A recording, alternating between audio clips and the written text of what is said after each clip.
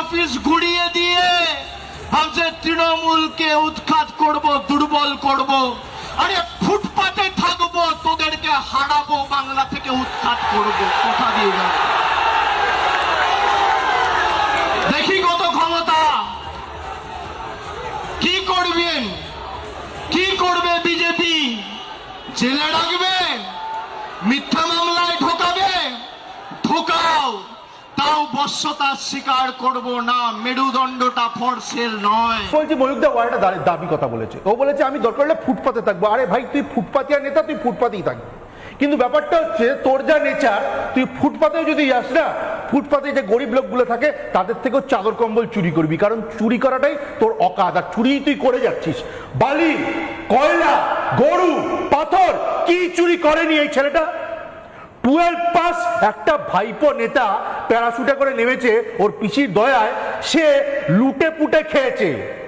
ওর দলের নেতা দুদিন আগে ওই মমতা বন্দ্যোপাধ্যায় তৃণমূলে ছিল, অনুব্রত মণ্ডলের স্টেটমেন্ট তুলে দেখে নাও কি বলেছে। এর আগে 3.5 কোটি টাকা দিনে রাজস্ব আসত, তারপরে সেটা কমে দাঁড়িয়ে যায় 40 লক্ষ, মানে পার ডে 3 কোটি টাকা কার পকেটে ঢুকতো? এই 2 পয়সার ফুটো মাস্টারের পকেটে ঢুকতো কি? আমি বলছি সবচেয়ে বড় বাস্তব, এতটা ট্রুথ ইজ অভিষেক বন্দ্যোপাধ্যায় এখনো বুক চিতিয়ে ঘুরে বেড়াচ্ছে, কোনো অভিষেক ঘুরে বেড়াচ্ছে না, ফাইলের পর ফাইল পড়ে রয়েছে, তারপরে ময়ূকদা গ্রেফতার করা যাচ্ছে না। ময়ূকদা ভাইপো নিজেও জানে ও অ্যারেস্ট হবে। কবে অ্যারেস্ট হবে? কবে?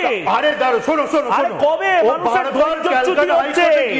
ও বারবার ক্যালকাটা হাইকোর্টে গিয়ে হাতে পায়ে ধরছে ওকে কোট অ্যান্ড কোট রক্ষা কবচ দেওয়ার জন্য, কারণ ও জানে ওর ফিউচার কি। ময়ূকদা আমি বলে দিই, বুক চিতিয়ে ঘুরে বেড়াচ্ছে, কিচ্ছু বুক চিতিয়ে না, ওর ভবিষ্যৎটা আমি বলে দিই। ঠিক যেমনি জাহাঙ্গীরকে হাফ প্যান্ট পরিয়ে, ওই বারমুটা পরিয়ে, স্যান্ডো গেঞ্জি পরিয়ে পুলিশ হাঁটিয়েছিল, ঠিক তেমনি ওকে যেন পুলিশ হাঁটায়, এটাও আমরা হয়তো দেখতে পারবো। কিন্তু আমার খালি আশঙ্কা এক জায়গায়, এই জাহাঙ্গীরকে তো মুখে লুঙ্গিও জড়িয়ে দিয়েছিল, আমাদের যেন এই দৃশ্য দেখতে না হয় যে 2 পয়সার ফুটো মাস্তানের মুখে লুঙ্গি জড়িয়ে হাঁটাচ্ছে। কিন্তু একটা জিনিস তুমি নিশ্চিন্ত থাকো, যে ধরনের দুর্নীতিতে এই লোকটা নিমজ্জিত এবং ওর যা ঔদ্ধত্য, ওর যা অবস্থা, ওর পতন অবশ্যম্ভাবী।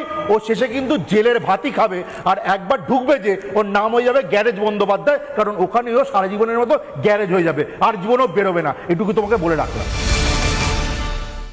এই রকম নিউজ দেখতে ও শুনতে আমার চ্যানেলটিকে সাবস্ক্রাইব করুন। আজকের মতন এই পর্যন্ত। জয় মা ভবানী।